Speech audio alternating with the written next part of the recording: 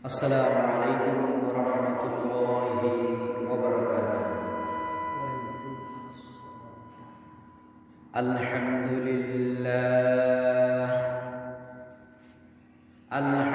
لله نحمده ونستعينه ونستغفره ونعوذ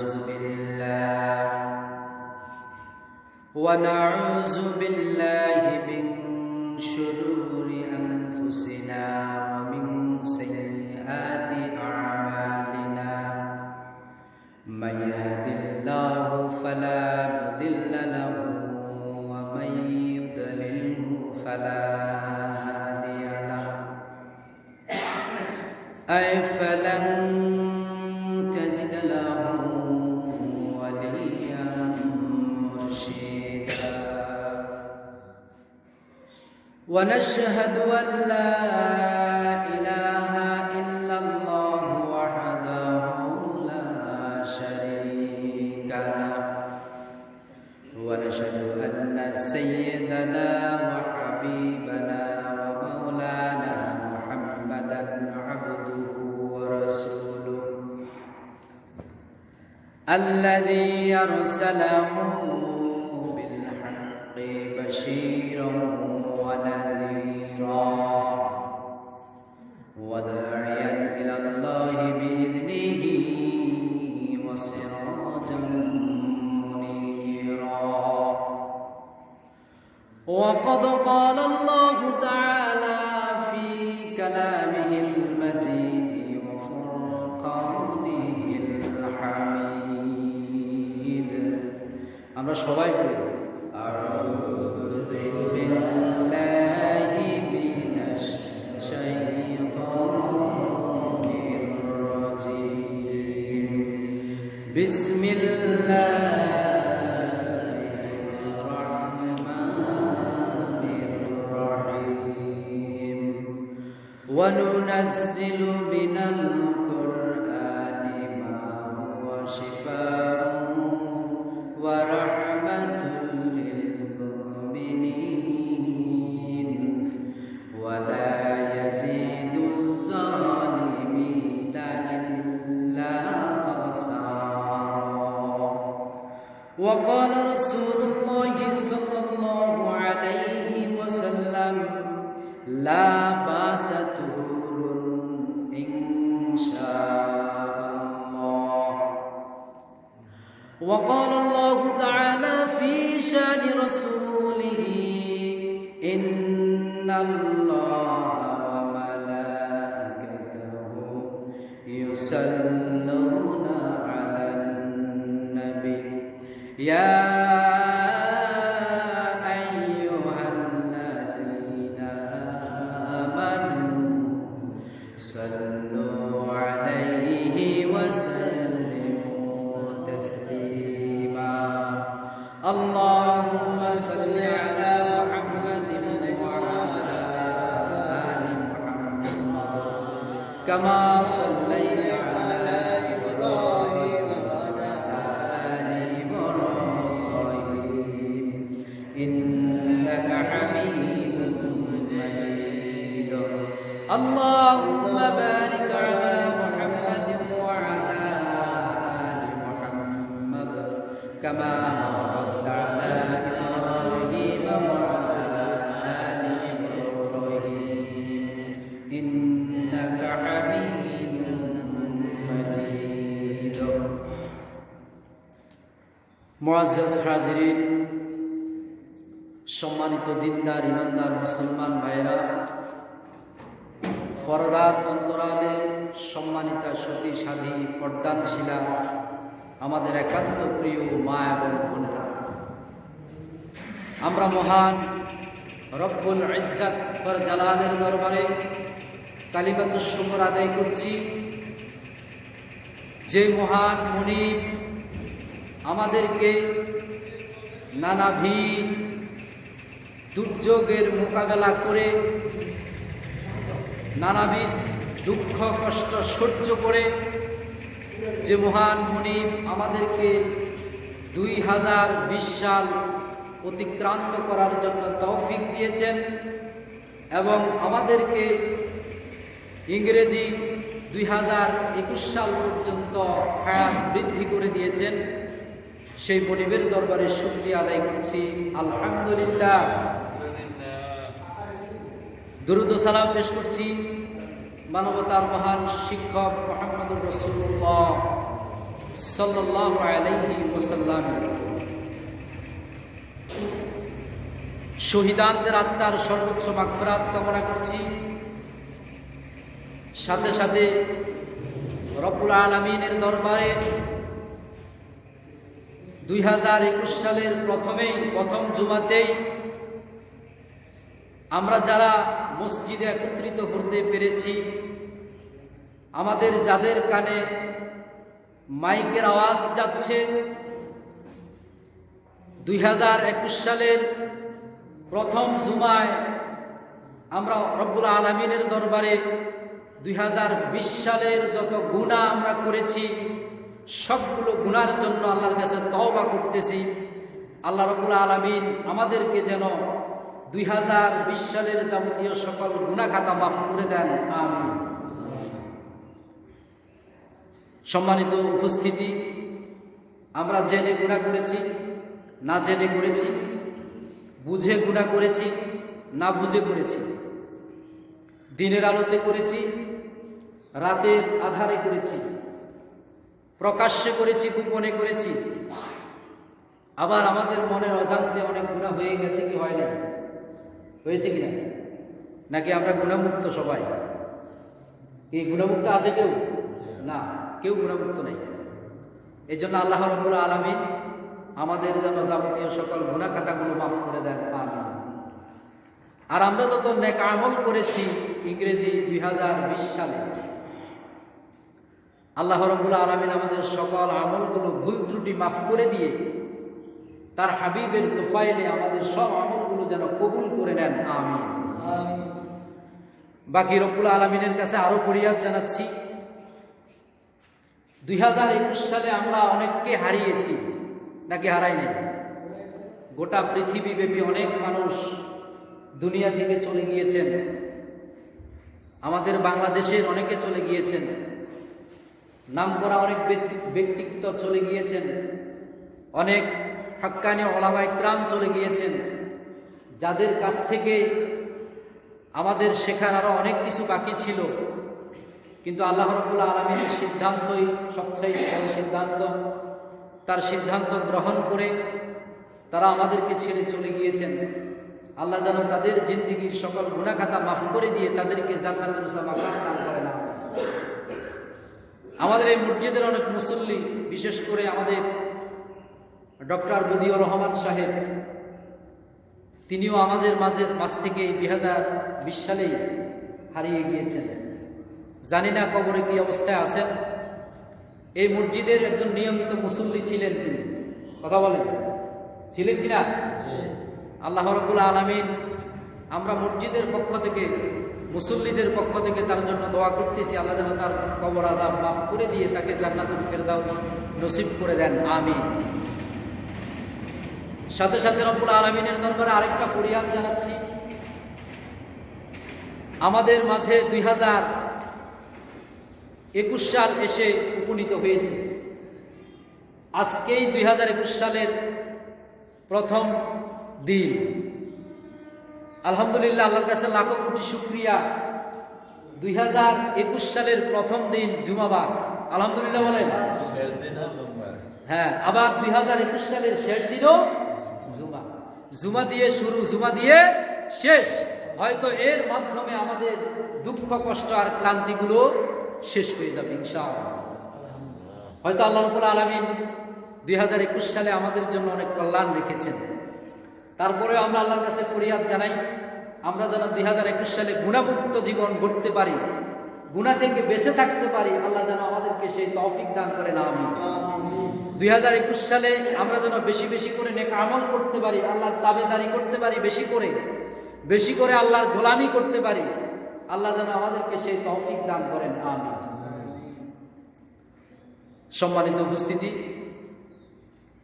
আজকে আমি আপনাদের সামনে পুরাতন একটি বিষয় নতুন করে আলোচনা করব।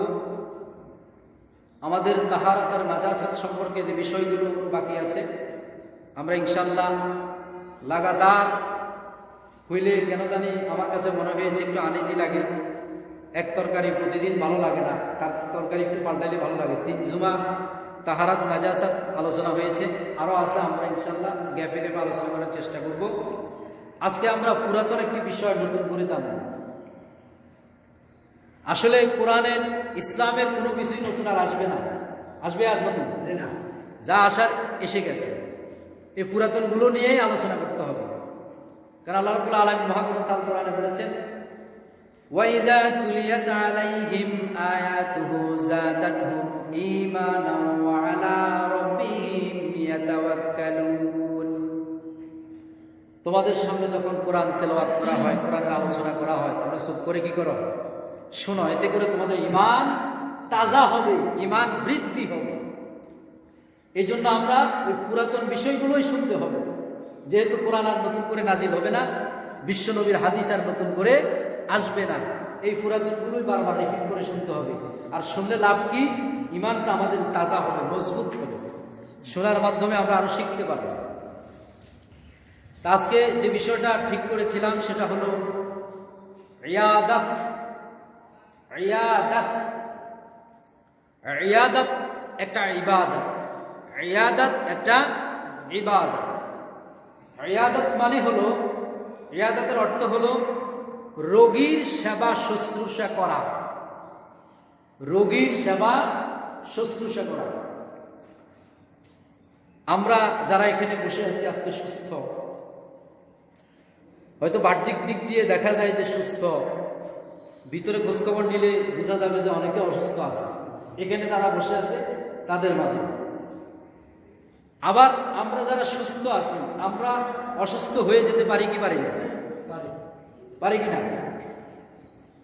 তা আমরা অসুস্থ হলে বা আমাদের মাঝে যারা অসুস্থ হবে তাদের জন্য আমাদের কিছু করণীয় আছে কি নাই? এই ইবাদত হচ্ছে রোগীর সেবা শুশ্রূষা করা। রোগীর জন্য করণীয় কি? ইসলামী শরীয়তের পরিভাষায় রোগীর সেবা শুশ্রূষা করাকে, সেবা যত্ন করাকে ইবাদত বলে। তাহলে শব্দটা সবাই একটু খেয়াল করবে, হয়তো আমরা অনেকে নতুন শুনেছি শব্দটা। শব্দটা হচ্ছে ইয়াদাত। শব্দটা কি? ইয়াদাত মানে রোগীর সেবা শুশ্রূষা করা।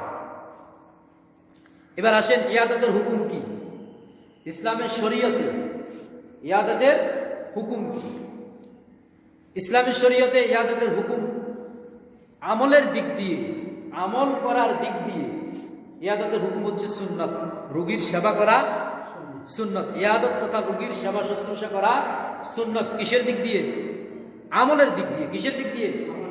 যেহেতু বিশ্বনবী মুহাম্মদ সাল্লাল্লাহু আলাইহি ওয়াসাল্লাম রোগীর সেবা করেছেন, এই জন্য উম্মতে মুহাম্মাদীকে করতে হবে, এই জন্য এটা সুন্নাত। দায়িত্ব এবং কর্তব্যের দিক দিয়ে, দায়িত্ব পালনের দিক দিয়ে ইয়াদত তথা রোগীর সেবা করা হচ্ছে মুস্তাহাব। অর্থাৎ ইসলাম এটাকে এত কড়াকড়ি আরোপ করে নাই। সওয়াব ব্যাপক, সওয়াব অনেক, কিন্তু ইসলাম কড়াকড়ি করে নাই। কারণ আপনার ঝামেলা থাকতে পারে, আপনার ব্যস্ততা থাকতে পারে, আপনার সমস্যা থাকতে পারে। এই জন্য দায়িত্ব পালনের দিক দিয়ে মুস্তাহাব ইয়াদতের বিধান। এরপরে হলো সওয়াবের দিক দিয়ে কি? সওয়াবের দিক দিয়ে ফরজ। ইয়াদত তথা রোগীর সেবা শুশ্রূষা করা সওয়াবের দিক দিয়ে ফরজ। সওয়াবের দিক দিয়ে ফরজ কিভাবে? কারণ ওই যে ফরজ ইবাদতগুলো পালন করার পরে আপনি যেই সওয়াবের ভাগীদার হবেন, ইয়াদত তথা রোগীর সেবা শুশ্রূষার মাধ্যমে আপনি সেম সওয়াব পাবেন। সুবহানাল্লাহ। তাহলে সওয়াবের দিক দিয়ে ফরজের সমতুল্য, ফরজের কাছাকাছি। গুরুত্ব অল্প না বেশি? এবার ধরেন, যাদের কোনো আত্মীয় স্বজন নাই, এরকম রোগী আছে না নাই? আত্মীয় স্বজন নাই, তিনি একজনই, সন্তান সন্ততি নাই তার। আমাদের আশেপাশে এরকম লোক আছে কি নাই? এরকম আছে আমাদের আশেপাশে, বা আমাদের আত্মীয় স্বজনদের মধ্যেও কি থাকতে পারে। মানে আত্মীয় স্বজনের বাড়ির আশেপাশেও কেউ থাকতে পারে। এই ধরনের আত্মীয় স্বজনহীন রোগীর সেবা করার বিধান কি? যাদের আত্মীয় স্বজন নাই এই ধরনের রোগীর সেবা করার বিধান কি? যাদের আত্মীয় স্বজন নাই এই ধরনের রোগীর সেবা করার বিধান প্রত্যেকটি মুসলমানের উপরে ফরজ। প্রত্যেকটি মুসলমানের উপরে কি?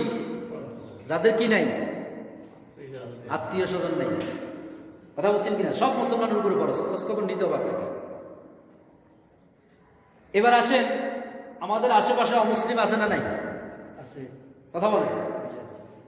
অমুসলিম, হিন্দু, বৌদ্ধ, খ্রিস্টান, আমাদের পাশে হয়তো হিন্দু থাকতে পারে, এরা অসুস্থ হতে পারে কি পারে না? কথা বলেন। এখন অমুসলিম রোগীদের ইয়াদত তথা সেবা শুশ্রূষা করার বিধান কি? অমুসলিম রোগীদের ইয়াদত তথা সেবা শুশ্রূষা করার বিধান হচ্ছে সুন্নাত। কি সুন্নাত? যেহেতু বিশ্বনবী মুহাম্মদ সাল্লাল্লাহু আলাইহি সাল্লাম তিনি অমুসলিম রোগীরও সেবা করেছেন।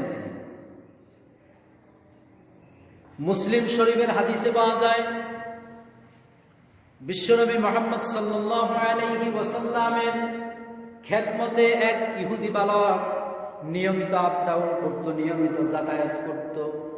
বিশ্বনবীর খেদমতে এক ইহুদি বালক যাতায়াত করত। ওই ইহুদি বালক যখন অসুস্থ হয়ে যায় তখন বিশ্বনবী মুহাম্মদ সাল্লাল্লাহু আলাইহি ওয়াসাল্লাম ওই ইহুদি বালককে সশরীরে দেখার জন্য যান। সেখানে দেখতে গিয়ে অসুস্থ ইহুদি বালকের শরীরের মধ্যে বিশ্বনবীর ডান হাত বুলান, দোয়া করেন তার জন্য, তার খোঁজখবর নেন, কৌশলাদি বিনিময় করেন। এর এক পর্যায়ে বিশ্বনবী মুহাম্মদ সাল্লাল্লাহু আলাইহি ওয়াসাল্লাম ওই ইহুদি বালককে বললেন, তুমি যদি চাও তাহলে তুমি দিন তথা ইসলাম গ্রহণ করতে পারো, এতে করে তোমার কল্যাণ হবে, তুমি জাহান্নাম থেকে মুক্তি পেয়ে জান্নাতে যেতে পারবে। যখন ইহুদি বালককে এই কথাটা বিশ্বনবী বললেন, ইহুদি বালকের পাশেই তার পিতা দাঁড়ানো ছিল। সে তার পিতার দিকে তাকিয়ে রইলেন। তাকিয়ে থাকার পরে পিতাকে ইশারা দিয়ে বলতেছেন, মুহাম্মদ সাল্লাল্লাহু আলাইহি ওয়াসাল্লাম যেই কথাটা বলেছেন আমি কি সেটা মেনে নেব নাকি? বাবা তাকে ইশারায় না বলে মুখ দিয়ে বলেছেন, আবুল কাসেম তোমাকে যা বলেছেন, আবুল কাসেম তোমাকে যা বলেছেন তুমি তা মেনে নাও, তোমার জন্য কল্যাণ হবে, তোমার জন্য মঙ্গল হবে। এরপরে ইহুদি বালক কালিমা পড়ে মুসলমান হয়ে গেলেন। আর বিশ্বনবী মুহাম্মদ সাল্লাল্লাহু আলাইহি ওয়াসাল্লাম বের হতে হতে বললেন, আল্লাহর শুকর, এই ছেলেটি জাহান্নাম থেকে মুক্তি পেয়ে জান্নাতে ধাবিত হয়ে গেল। সুবহানাল্লাহ। এখান থেকে আমাদের শিক্ষা কি? আমরা অমুসলিম রোগী দেখতে যাব। অমুসলিম রোগী কি করতে যাব? সেখানে আমাদের টার্গেট থাকবে, যদি সুযোগ সুবিধা হয়, পরিস্থিতি যদি অনুকূলে থাকে, অবস্থা যদি ভালো হয়, তাহলে দিনের দাওয়াত দিয়ে দিব। ঠিক কিনা? তাকে কিসের দাওয়াত দিব? দিনের দাওয়াত দিব। আমার দাওয়াত দেওয়ার ফলেই যে সে ইসলাম গ্রহণ করবে বিষয়টি এমন না, তবে হয়তো সে করতেও পারে। রহমত কার হাতে? রহমতের রশি কার হাতে? আল্লাহ হয়তো রহমত দিয়েও দিতে পারেন। আমার একটি কথার বিনিময়ে এই জন্য অমুসলিম বালকদেরকেও দেখতে যেতে হবে। এবার আসেন, ইয়াদত তথা রোগীর সেবা শুশ্রূষা করার গুরুত্ব এবং ফজিলত কি, এর গুরুত্ব কি?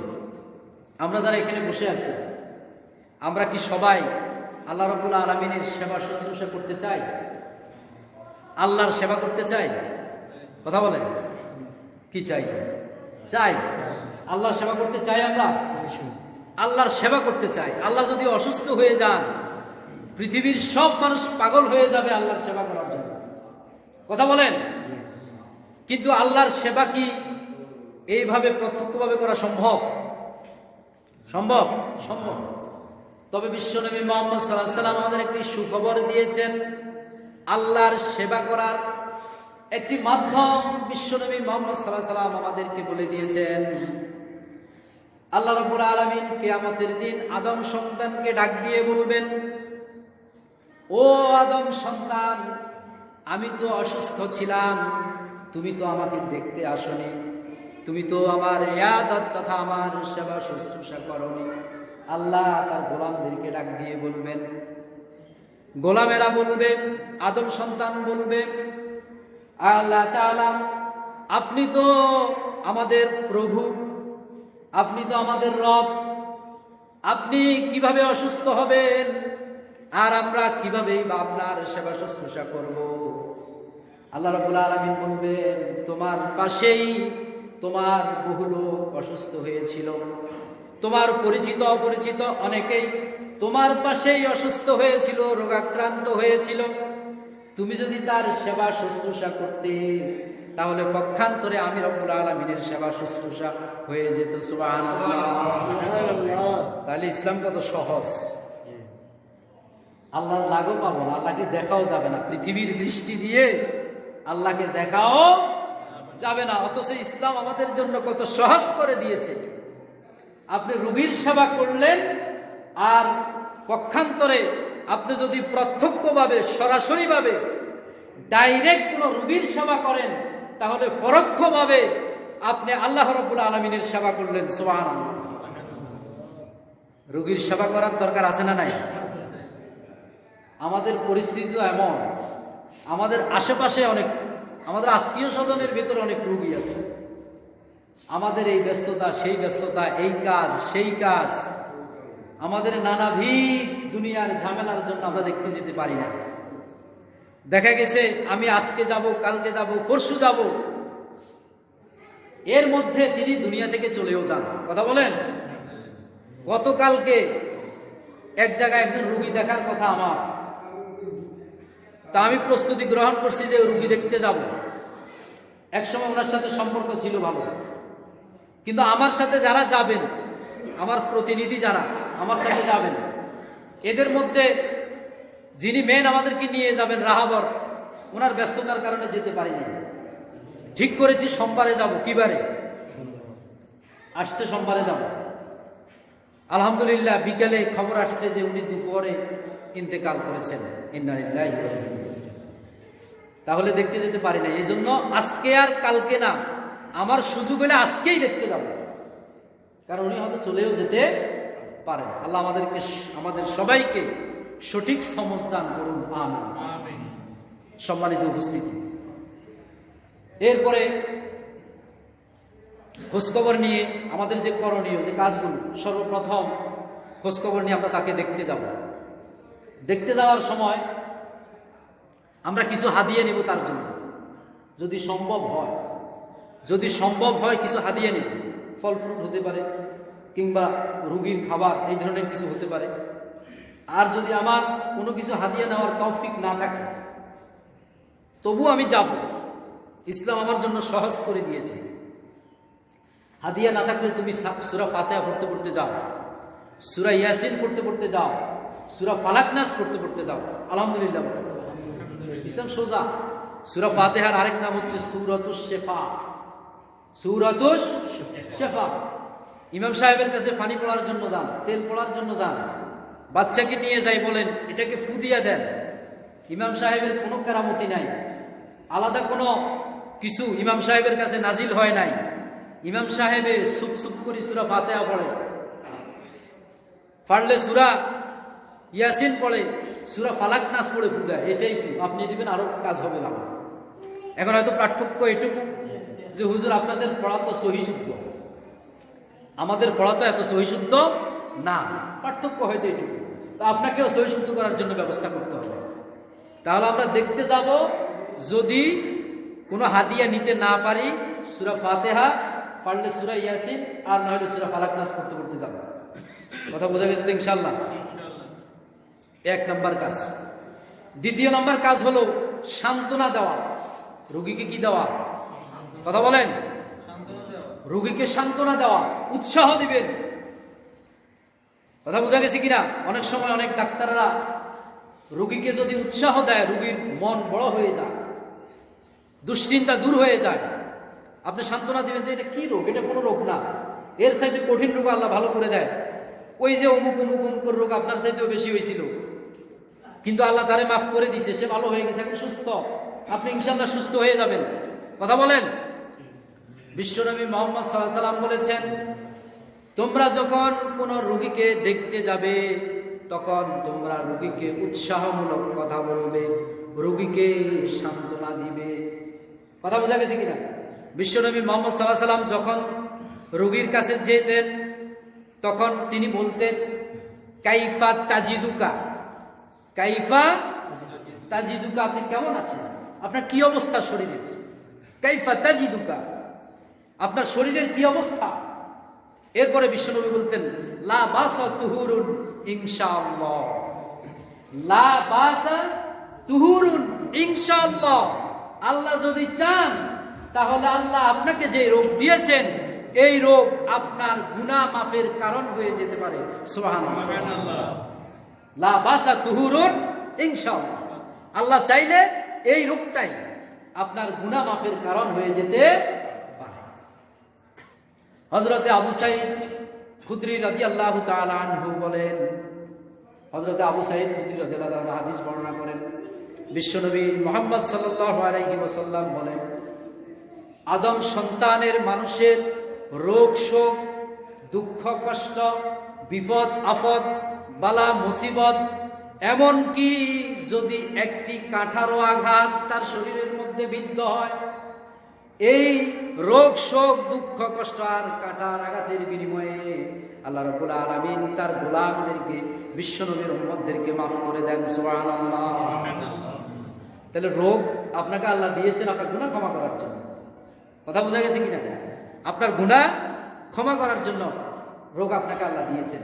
এই কথাগুলো রোগীকে বলা, এই কথাগুলো কাকে বলা? তাহলে রোগীর মন কি বড় হয়ে যাবে না? কথা বলেন। রোগীর মনটা প্রফুল্ল হবে কিনা বলেন? প্রফুল্ল হয়ে যাবে ইনশাআল্লাহ। এরপরে আসেন রোগীর জন্য দোয়া করা। কি করা? ওখানে বসেই সান্ত্বনা দিয়ে আল্লাহর কাছে হাত উঠিয়ে রোগীর জন্য প্রার্থনা করা, আল্লাহর কাছে দোয়া করা। কথা বোঝা গেছে কিনা? এই পৃথিবীতে সবচাইতে বেশি অসুস্থ হয়েছেন কে বলেন তো?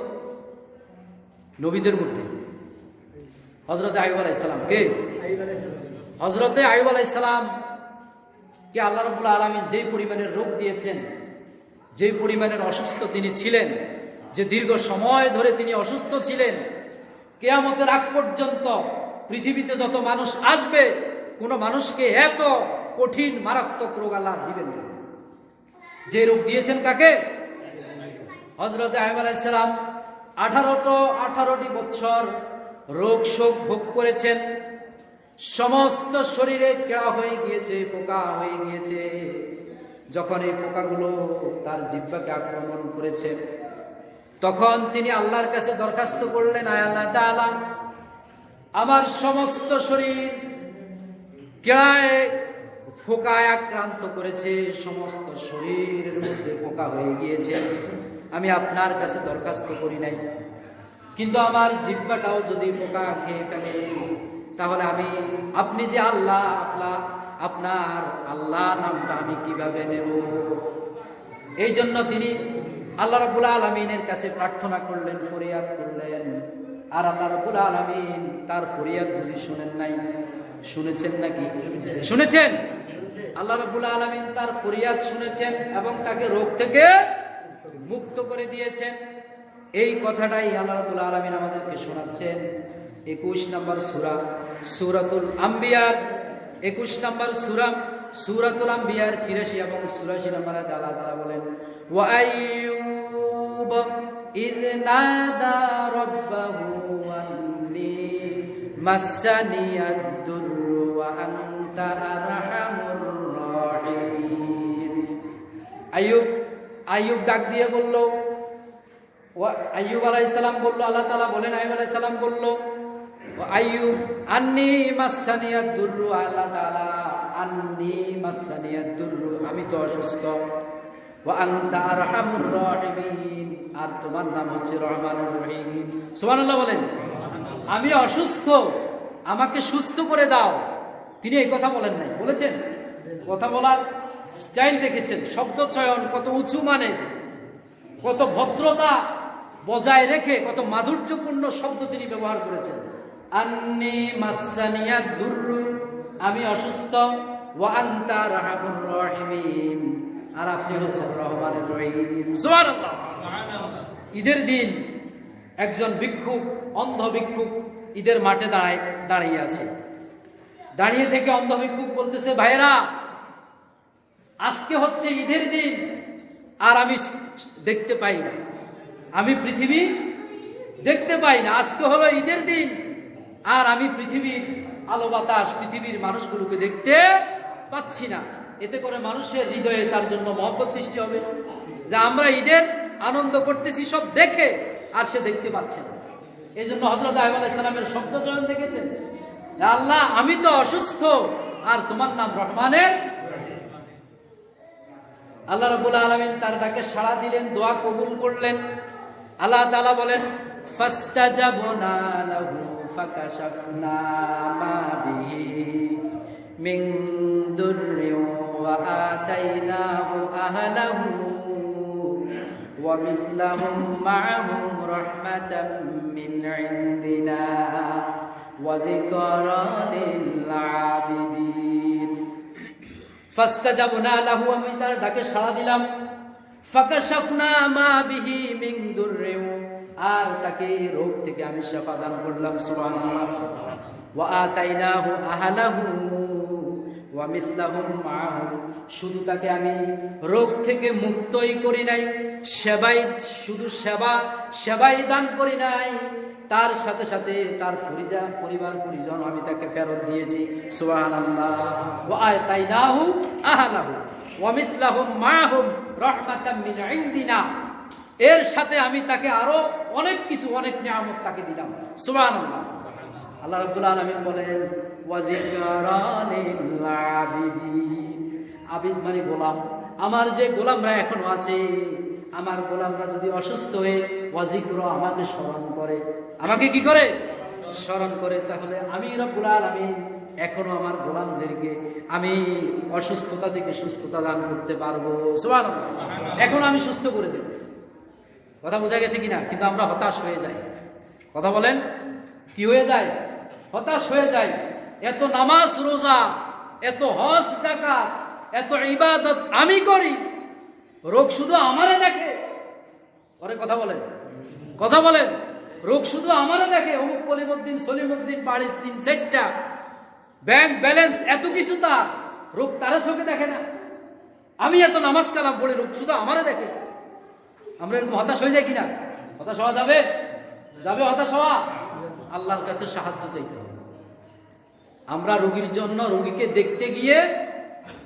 দেখতে গিয়ে আমরা দোয়া করব, রোগীকেও বলবো তুমিও দোয়া করো। আমরা যারা এখানে বসে আছি, আমরাও তো রোগী হতে পারি কি পারি না? আমরাও কার কাছে দোয়া করব? আল্লাহর কাছে দোয়া করব। সম্মানিত উপস্থিতি, সম্ভব হইলে নামাজ পড়বো। কি পড়বো? যদি অসুস্থ রোগীর জন্য নামাজ আছে কি নাই? অসুস্থ রোগীর জন্য নামাজ আছে। অসুস্থ রোগীর নামাজের বিধানগুলো জেনে জেনে, উযু করতে না পারলে তায়াম্মুম, দাঁড়িয়ে না পারলে বসে, বসে না পারলে শুয়ে, অথবা যে অবস্থায় আমি থাকতে পারি সেই অবস্থায় থেকে নামাজ আদায় করে আল্লাহর কাছে সাহায্য প্রার্থনা করব। কথা বোঝা গেছে কিনা? বেশি বেশি করে কোরআন তেলাওয়াত করব। বেশি বেশি করে কি করব? কোরআন তেলাওয়াত করব। নামাজের মাধ্যমে সাহায্য চাওয়ার জন্য কে বলেছেন আমাদেরকে? কে বলেছেন? আল্লাহ বলেছেন সূরা বাকারা 153 নম্বর আয়াত।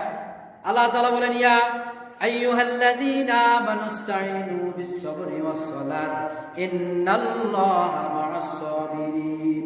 ও বিশ্বাসীরা, তোমরা যারা বিশ্বাস করো, ধৈর্য আর নামাজের মাধ্যমে আমার কাছে সাহায্য চাও। তাহলে নামাজের মাধ্যমে আর ধৈর্যের মাধ্যমে আমার কাছে সাহায্য চাও। ইন্নাল্লাহা মা'আস-সাবিরিন, নিশ্চয়ই আল্লাহ ধৈর্যশীলদের সাথে আছেন। আল্লাহ কার সাথে আছেন? ধৈর্যশীলদের সাথে আছেন। আর সম্ভব হলে কোরআন তেলাওয়াত করব বুঝে বুঝে। আমি অসুস্থ হলে মন খারাপ হয়ে যায় না? মন খারাপ হয়ে যায়। এই জন্য বুঝে বুঝে আমাদের মাতৃভাষায় কোরআন পড়বো। কোরআন পড়া মানে আল্লাহর সাথে কথা বলা। তাহলে আপনার মন ভালো হয়ে যাবে, আর আপনাকে আল্লাহ রাব্বুল আলামিন সুস্থতা দান করবে। কারণ আল্লাহ তাআলা বলেছেন, সমগ্র কোরআন তোমাদের জন্য ঔষধ। সমগ্র কোরআন তোমাদের জন্য কি? আল্লাহ তাআলা বলেন, ওয়া নুনাজ্জিলু মিনাল কুরআনি মা হুয়া শিফাউন ওয়া রাহমাতুল লিল মুমিনিন ওয়ালা ইয়াজিদুজ জালিমিনা ইল্লা খাসারা। সমগ্র কোরআন আমি কোরআন নাজিল করেছি ঔষধ হিসেবে। কি হিসেবে? ঔষধ হিসেবে। যারা এখান থেকে হেদায়েত নিতে পারবে, এখান থেকে ঔষধ গ্রহণ করতে পারবে, তাদের জন্য ঔষধ। আর যারা না পারবে, জালিমদের জন্য ক্ষতিগ্রস্ত ছাড়া আর কিছুই নেই। ওয়ালা ইয়াজিদুজ জালিমিনা ইল্লা খাসারা। জালিমেরা কি হয়ে যাবে? ক্ষতিগ্রস্ত হয়ে যাবে। সম্মানিত উপস্থিতি, এরপরে যে শুধু পয়েন্টগুলো বলবো আমাদের করণীয়, আর ব্যাখ্যা করবো না, ব্যাখ্যা করার সময় শেষ। রুগীকে তাওবা করার জন্য বলবো, যদি হুঁশ থাকে বেশি বেশি করে তাওবা করেন। ঠিক আছে কিনা? পারলে আমরা তাওবা করিয়ে দেব। এরপরে রুগীকে ধৈর্য ধারণ করতে বলবো। ওই যে হযরত আইয়ুব আলাইহিস সালামের ঘটনা শোনাবো, যে আল্লাহ কি আইয়ুব থেকে আপনাকে বেশি অসুস্থতা দিয়েছেন? আইয়ুব আলাইহিস সালাম ধৈর্য ধারণ করে আল্লাহর কাছে সাহায্য চেয়েছেন, আল্লাহ ওনাকে মুক্ত করেছেন না? এইভাবে ধৈর্য ধারণ করার জন্য বলবো। এরপরে রোগীর যদি মুমূর্ষু অবস্থায় হয়, একেবারে শোচনীয় অবস্থা, মনে হচ্ছে প্রাণবায়ু বেরিয়ে যাবে এখনই, এই অবস্থায় কিছু করণীয় আছে। এই অবস্থায় কিছু করণীয় আছে। যারা আয়াবাদ আছেন, পাশে আছেন রোগীর, তারা, আর আমরা যারা বাইরে থেকে দেখার জন্য যাব, তারা। মুমূর্ষু অবস্থায় যদি হয়, তাহলে রোগীর মাথাটা আমরা এই উত্তর দিকে দিব। কোন দিকে? উত্তর দিকে দিব। মাথাটা উঁচু করে দেব, মাথার নিচে বালিশ দিয়ে উঁচু করে দেব। মুখটা সম্ভব যদি হয়, মুখটা কেবলার দিকে করে দেব। মুখটা কোন দিকে করে দিব? কারণ এইভাবে, এটা হলো সুন্নত তরিকা। এইভাবে যদি রুগী শুয়ে থাকে, জান কবজ হওয়ার জন্য, রুগী রূহ বের হয়ে যাওয়ার জন্য সহজ হয়ে যায়। সুবহানাল্লাহ বলেন। এইভাবে যদি শোয়া থাকে, এই কাজগুলো করবেন। আর রুগী যখন মরে যাবে, রুগী যখন কি হয়ে যাবে, তখন আমাদের করণীয় কি? রুগী মরে যাওয়ার সাথে সাথে আমাদের করণীয় হচ্ছে, সর্বপ্রথম কাজ হলো ইন্না লিল্লাহি ওয়া ইন্না ইলাইহি রাজিউন, এটা পড়া। এরপরে দ্রুত গোসলের ব্যবস্থা করা। দ্রুত কিসের ব্যবস্থা করা? গোসলের ব্যবস্থা করা। তারপরে কবর খননের ব্যবস্থা করা। এরপরে কাপড় ক্রয়ের ব্যবস্থা করা। জানাজার আয়োজন করা। দ্রুত এই কাজগুলো করা। যে কাজটা করা যাবে না, সেটা হলো আত্মীয় স্বজন, নিজের আপন কেউ যদি চলে যায়, মরে যায়, দুনিয়া থেকে চলে যায়, দুঃখ লাগারই কথা। দুঃখ লাগাটাই স্বাভাবিক, লাগবেই দুঃখ। এই জন্য আমার চোখ দিয়ে পানি আসবে। চোখ দিয়ে কি আসবে? কিন্তু হাউমাউ করে, বিলাপ করে কান্নাকাটি করা যাবে না। ইসলাম এটা অনুমোদন করে না। হাউমাউ করে, বিলাপ করে কান্নাকাটি করা যাবে না। বুক থাপলানো যাবে না, আছে কিনা? মাটিতে গড়াগড়ি করা যাবে না। দেয় না? মাটিতে গড়াগড়ি দেয় না?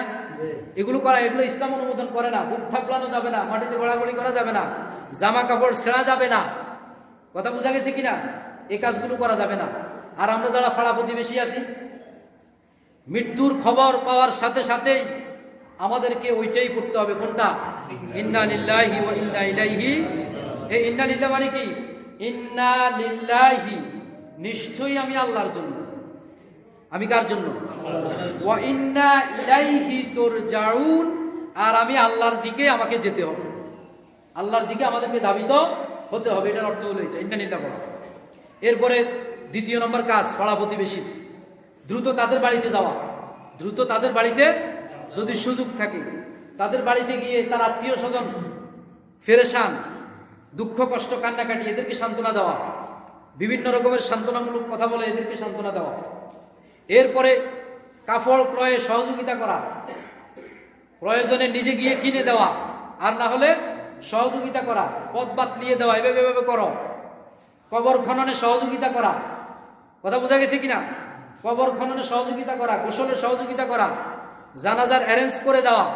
অনেক সময় দেখা গেছে কেউ নাই, মৃত ব্যক্তি মারা গেছে, চলে গেছেন, তার কেউ নেই, খাটের জন্য আসি অনেকক্ষণ দাঁড়িয়ে থাকতে হয়, এরকম ঘটনা হয়। খাট নিতে তাকে সহযোগিতা করা।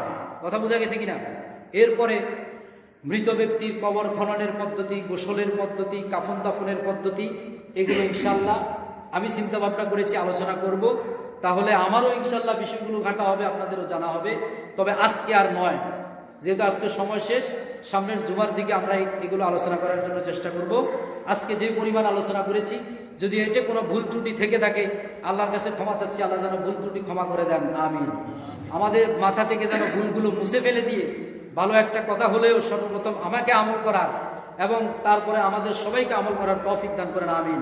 যারা কাবলে জুমা পড়েন নাই স্যারের কাছে কাবলে জুমার সুন্নত মুআক্কাদা আদায় করুন।